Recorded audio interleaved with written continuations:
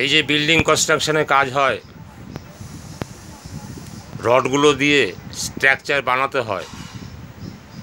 রডগুলো ফেলে রাখলেই হবে না স্ট্রাকচার, ওইগুলোকে দৈহিক এবং মানসিক বুদ্ধি দ্বারা স্ট্রাকচার তৈরি করতে হয়।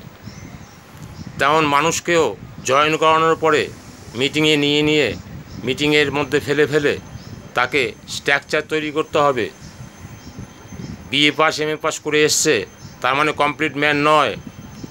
তাকে মিটিংয়ে নিয়ে গিয়ে ওই স্ট্রাকচার তৈরি করে কমপ্লিট ম্যান তৈরি করতে হবে, যেটা শিক্ষা পারে না, যেটা ওই বইয়ে পুঁথিগত শিক্ষায় পারে না। সেই শিক্ষাটা সেই মানসিক এবং শারীরিক পরিশ্রম করে সেই ছেলেগুলোকে স্ট্রাকচার তৈরি করে কমপ্লিট ম্যান তৈরি করতে হবে। তাহলে তার মা বাবা বৃদ্ধাশ্রমে থাকবে না, আসল লিডার হবে। সেই লিডারে আপনাকে বানাতে হবে।